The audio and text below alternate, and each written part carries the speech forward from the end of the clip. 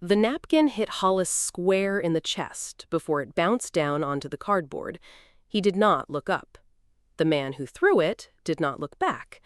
A woman in a long cream coat laughed at something on her phone and stepped over Hollis's hand like it was a crack in the sidewalk. The Grand Monarch Hotel glowed behind him. Gold lights, brass doors, a doorman in white gloves who had stopped seeing him 3 days ago. Hollis bent his head and wrote one word in the small notebook hidden inside his coat. Cold. The pen was a $40,000 pen, but no one on the sidewalk would ever know that. Across the street, a tall man in a black suit leaned against a black Rolls-Royce. He held a phone to his ear, but he was not speaking. His name was Thorne. He had one job tonight: document everything, miss nothing. The doors opened. A blonde woman in a cream coat stepped out, laughing into her phone, walking the same path she had walked 4 times this week. Her heels clicked past the cardboard box. Hollis opened the notebook. He wrote, "No." The 4th no under her name, Beatrix. In 5 days, she was going to marry his only son inside this hotel. Hi, viewers. Quick question before this gets darker. If you saw an old man on the sidewalk tonight, would you stop or would you walk past like the woman in the cream coat? Drop a one-word answer: stop or walk. I want to see what this audience is made of. Hit subscribe before the next twist hits, because what's coming will tell you something about yourself you may not be ready to hear. The doors opened a second time. A young woman in a navy housekeeping uniform stepped out for her break. Brown ponytail, tired eyes, a name tag that caught the streetlight. She saw Hollis. She did not look away. She did not look afraid. She looked at him like he was a person. Then she went back inside. Hollis stared after her. His hand was shaking when he opened the notebook. He did not write no. He did not write yes. He wrote one word he had not written all week: maybe. Across the street, Thorne lowered his phone. He had zoomed in on the housekeeper's face the moment she stepped outside. He stared at the name tag. His jaw locked. He lifted the phone back to his ear. "Sir," Thorne said, "we have a problem. The girl on the sidewalk, she's hers." The housekeeper came back. She was carrying a plate. Hollis saw the steam before he saw her face. White rice, beans, grilled chicken still sizzling at the edges, a bottle of water tucked under her arm. She walked across the marble entrance, down the 3 stone steps, and onto the sidewalk where vagrants were not allowed to sit. She knelt in front of his cardboard box like the sidewalk was a church. "Sir," she said, "please eat." She set the plate on his lap. Her hand brushed his. His was not. Hollis looked at the food. He looked at her name tag. Marisol Vega. The name hit him like a fist. He had not heard that last name spoken out loud in 12 years. He had not let himself say it. And now it was 3 inches from his face, pinned to the chest of a girl who could not have been more than 23. "You should not be out here doing this," he said. His voice was rougher than he meant it. "Your manager will see you." "Let him see me," she smiled. "It's just rice, sir. I made too much." She had not made too much. Hollis had been on the sidewalk for 3 days. He knew the shift changes. He knew which workers carried lunch bags in and which ones carried them out empty. Marisol carried hers in full and out full every day, except today. Today she had given it to him. "What is your name, child?" he asked, even though he already knew. "Marisol." "And your mother?" His voice cracked. He covered it with a cough. "Forgive an old man. Your mother, what was her name?" Her smile faltered. She tilted her head and looked at him like a person looks at a stranger who has just used a key they should not have. "How do you know," she said slowly, "that my mother had a name worth asking about?" Hollis could not answer. His throat had closed. Across the street, Thorne lowered his phone. He pressed one button. A voice answered on the first ring. "Sir," Thorne said, "I think your father just found her." The line goes silent for 3 full seconds. Then the voice on the other end said, "Stop him before he says something he can't take back." Beatrix saw it through the lobby window. She was standing at the front desk pretending to ask about flower arrangements, but her eyes were fixed on the glass, on the sidewalk, on the housekeeping kneeling in front of the homeless man like a saint in a painting. Beatrix did not blink. She set her champagne flute down on the marble counter and turned to the concierge. "Who is that girl?" Her voice was honey. "Housekeeping, ma'am. 3rd floor. Marisol Vega." "And the man on the box?" "Vagrant, ma'am. The owner said leave him until after the wedding. Bad press if we drag him off." Beatrix smiled. The smile did not reach her eyes.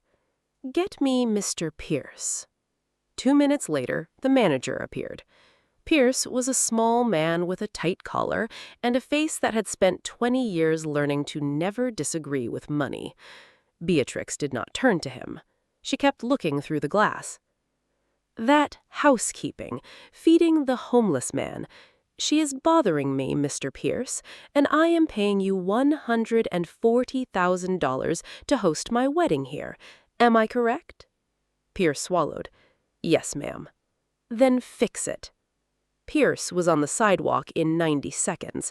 He did not yell. He touched Marisol's elbow and said, "Miss Vega, my office, now." Inside Pierce's office, the conversation lasted 4 minutes. 3 warnings on file, solicitation of vagrants on hotel property, a formal complaint from a paying guest.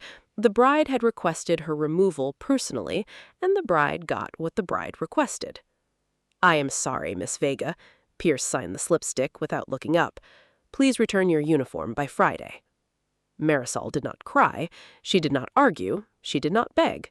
She folded her name tag into her pocket like it was a photograph of someone who had just died, and she walked out into the rain that had started falling without anyone noticing. Her phone buzzed in the bag. The hospital.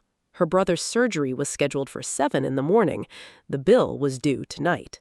If you have ever been punished for doing the right thing, drop the words "I've been there" in the comments below.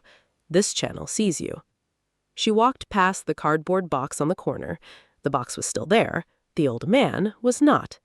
In the place where Hollis had been sitting, sealed against the wet pavement under a flat rock, was a single white envelope. Her name was on it. The handwriting was a handwriting she had never seen in her life. Below her name, written in the same hand, were 6 more words. "Open this when you stop running." She did not stop running until she was inside her apartment with the door bolted. The envelope sat on the kitchen counter under the cheap yellow light. Marisol stared at it for a long time without touching it. The rain was loud on the window. Her brother was asleep in the next room. She tore the envelope open. Inside was a small brass key, an address on a folded card, and a note 3 sentences long. "Your mother left this for you when you were 9. The man who promised to hold it is sorry he waited this long. Be at this address at noon tomorrow. Come alone." Her mother had been gone since Marisol was 8, returned to El Salvador for family, the paperwork said. No letters, no calls. The news came 6 years later that her mother had died alone outside San Salvador. The note said her mother had left something for her when she was 9. Her mother had already been gone for a year when she was 9. At 11:45 the next morning, Marisol stood outside a small law office wedged between a dry cleaner and a bakery. Callaway and Associates. Estate law. By appointment only. The man who opened the door was old. White hair, pale eyes. He looked at her face for 5 full seconds before he spoke. "You have your mother's mouth," he said quietly. Then he stepped aside. He sat her down. He opened a fireproof safe behind his desk and pulled out a manila envelope sealed with red wax. The wax had a single letter pressed into it. H. "Your mother gave me this 12 years ago. She made me promise to give it to you only when a certain man told me the time was right. He told me last night." Marisol took the envelope. She broke the seal. A single page. Her mother's handwriting. "My Mari." 3 words, and she almost broke right there. Her mother had worked for a powerful family. Something had happened. She had been paid to leave the country and never speak of what she had seen. She had taken the money because she had a daughter to protect, and because the other option had been made very clear. The letter cut off mid-sentence. If you are reading this, I am gone.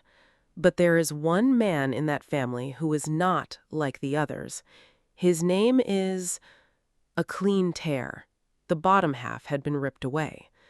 Where is the rest? Marisol's eyes were burning. Calloway folded his hands. There is a second envelope, but you can only have it on one condition. You walk into the Grand Monarch Hotel tomorrow night, uninvited, in front of every guest at the rehearsal dinner. Your mother instructed it. She knew this day would come. Why? Calloway clicked his pen once. Because the woman marrying that family's son tomorrow is wearing your mother's wedding ring. The penthouse smelled like white roses and cold money. Cassian stood at the window 28 floors above the city, half listening to his fiancée go over the seating chart. Beatrix had been talking for 14 minutes without taking a breath. She did that when she was upset and pretending not to be. And the housekeeper situation is handled. Pierce took care of it this morning. Housekeeper situation? Cassian turned. Some girl was bothering guests, feeding the homeless, making a scene. It's done. Don't worry about it, my love. Cassian looked at her. He had loved this woman for 2 years. He had picked the ring himself. He had told his dying mother that this was the one. Beatrix had held his hand at the hospital. Beatrix had been the only person in the world who had not let him grieve alone. He could not explain why something in his stomach had just gone cold. "Where's my father?" Cassian asked. "Singapore, the Bow deal. He was supposed to be back yesterday. He sent his apologies, my love. You know how he is with the wedding. He never approved." His phone rang on the marble counter. Thorne, his father's head of security, never called him directly. If Thorne was calling him, his father was either dead or about to make Cassian wish he was. "Thorne? Sir, I need to meet you, privately, tonight, without Miss Beatrix. Whatever it is, tell my father. Sir," a long pause, "your father is the reason I am calling." Cassian's throat tightened. What did he do? Another silence. When Thorne spoke again, his voice was quieter than Cassian had ever heard it. "Sir, he's not in Singapore. He hasn't been in Singapore for 3 weeks. He's been sitting on a cardboard box outside the Grand Monarch Hotel, and I think he just found the girl your mother told him to find before she died." The phone slipped half an inch in Cassian's hand. He turned slowly. Beatrix was at the mirror across the room, watching him in the reflection. Her smile had not moved. "Who was that, my love?" Cassian put the phone face down on the counter. He looked at the woman he was going to marry in 5 days. He looked at the diamond on her hand. He looked at the smaller ring on her right hand, the old one, the one with the engraving she had never let him read. He did not recognize his own voice when he said it. The hospital fluorescent above the waiting room buzzed once and went dark for half a second before it came back on. Marisol sat on the plastic chair outside the billing office with her hands wrapped around a paper cup of vending machine coffee she had not drunk. The clock on the wall said 4:17. Her brother's surgery was scheduled for 7. The bill on the counter said $42,000. Her bank account said 186. The administrator was a kind woman with gray braids and tired eyes. She had said sorry 11 times in 20 minutes. "Miss Vega, I wish I could. The board has been very clear. No payment, no procedure. We can reschedule for next month." "He doesn't have next month." "I am so sorry, baby." Marisol stood up. She walked 3 steps. Her knees stopped working. She sat back down on the plastic chair and she broke. No sound, no drama, just shoulder shaking and tears running into the coffee cup she was still holding. A janitor sat down on the chair next to her, an older man, black hair going to gray, blue coveralls. He smelled like floor cleaner and peppermint. He said nothing for a full minute. Then he reached into his pocket and pulled out a folded napkin. He placed it on her knee. A phone number was written across it in black ink. "A man told me to give this to you if I ever saw you crying in this hospital," the janitor said quietly. "He said you would come one day. He has been paying me $20 a week to watch this hallway." Marisol looked up. "What?" The janitor stood. He walked away without looking back. She stared at the napkin. The handwriting was the handwriting from the envelope. She called the number with shaking fingers. The voice answered on the first ring. The voice she had heard on the sidewalk asking about her mother. "The surgery is paid for," Hollis said. "It was paid the moment you knelt on that sidewalk. Now go home. There is a dress under your mother's bed. Tomorrow night, you walk into that hotel." "Who are you?" Hollis breathed out slow. "I am the man your mother trusted, and I am the only one left who knows what they did to her. Subscribe and turn on the notification bell before tomorrow night. You don't want to miss what she finds in that hotel." Under her mother's bed, sealed in a flat white garment box, the dress had been waiting for 12 years. Marisol pulled it out at 6 in the evening. Deep emerald green, simple, heavy silk, cut for a woman who did not need decoration to be seen. A small note was pinned to the collar in the same handwriting that had ripped the bottom off her mother's letter. "For the night you stop running." She tried it on.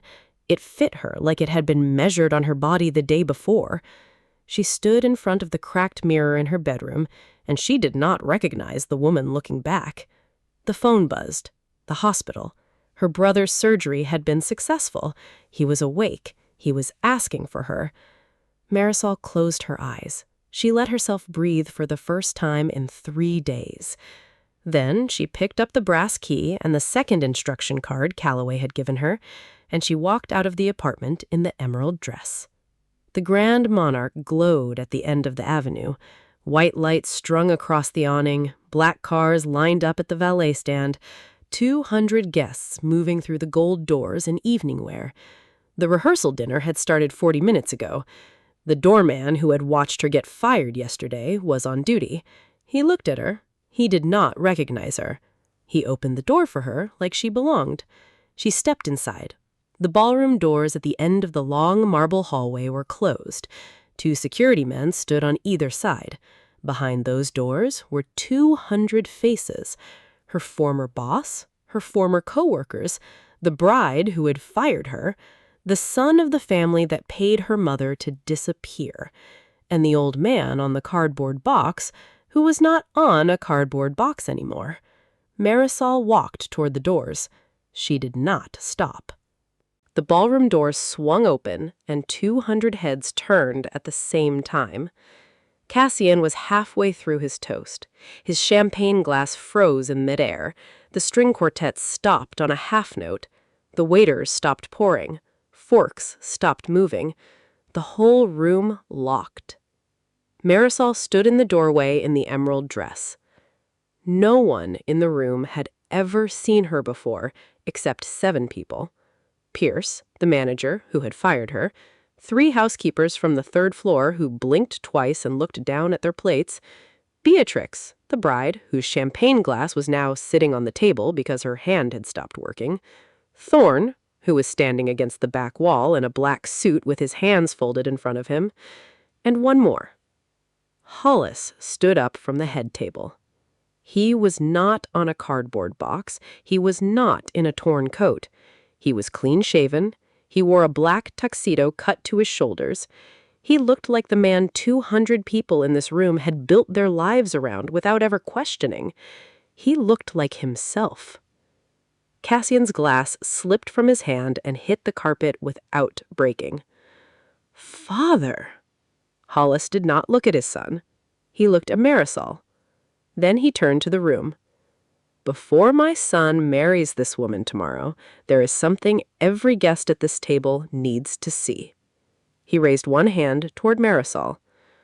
For 3 days, I sat outside this hotel, dressed the way no one looks at.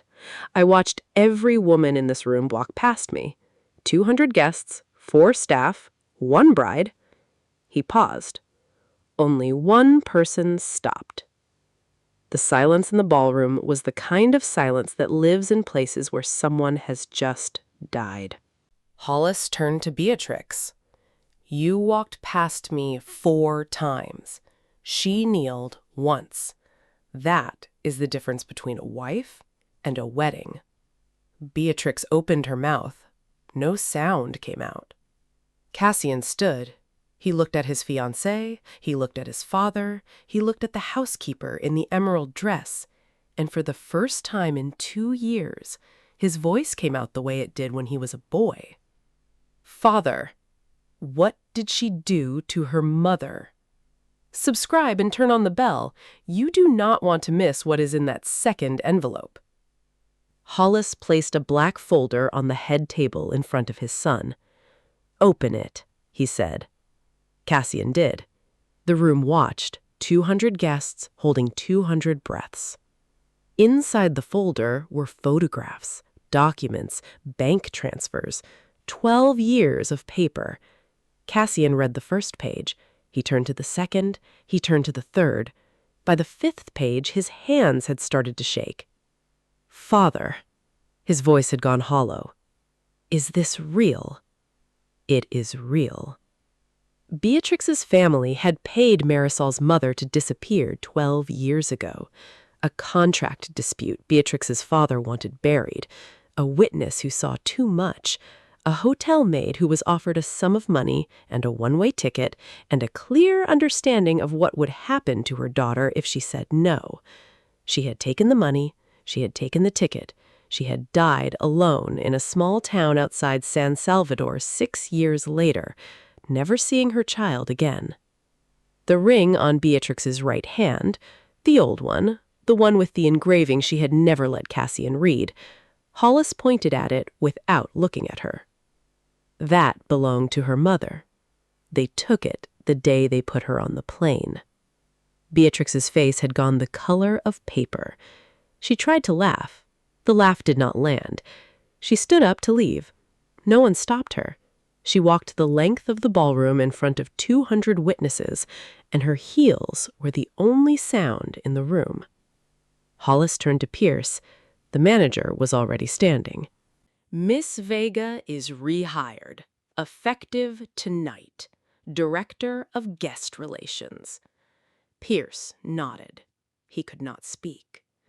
In the back of the ballroom, the janitor from the hospital stood against the wall in a dark suit.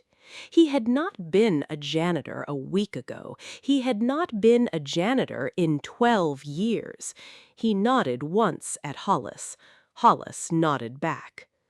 Cassian walked toward Marisol. He stopped 3 feet from her. He could not look her in the eye. I owe you a conversation. Not tonight, but soon. Marisol looked at him for a long moment. You owe me nothing. You owe your father an apology. The ballroom was empty. The chairs had been pushed back. The string quartet had packed up an hour ago. The candles had been blown out, except for one on the head table still burning down to the wax. Marisol sat alone. Hollis sat across from her. He pushed a second envelope across the white linen, wax sealed, the same H pressed into the wax. This is the rest of your mother's letter, Hollis said. Open it. She did. Inside was no letter, only a single photograph, black and white, 20 years old. A young woman with Marisol's eyes was standing on a beach somewhere warm, holding a baby in a yellow blanket. Standing next to her, his arm around her shoulders, smiling like a man who had not yet learned what loss was Hollis. Marisol's hands began to shake. She looked up. Hollis could not meet her eyes. I was the one your mother loved, before she met your father, before my family found out who she was. I am not your father, Marisol, but I am the man who should have been." Across the room, Thorne was on the phone. His face was white. He hung up. He walked the length of the ballroom and stopped beside Hollis. He whispered 4 words. Hollis's face changed. For the first time in this story, he looked afraid.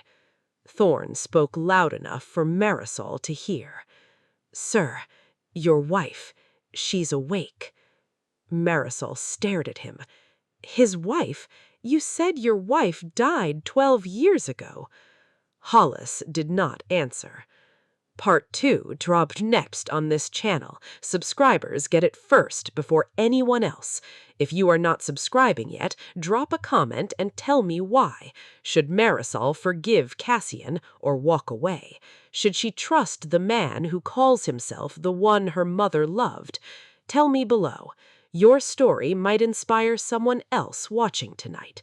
Subscribe, turn on the bell, and share this with one person who needs to know that kindness gets paid back.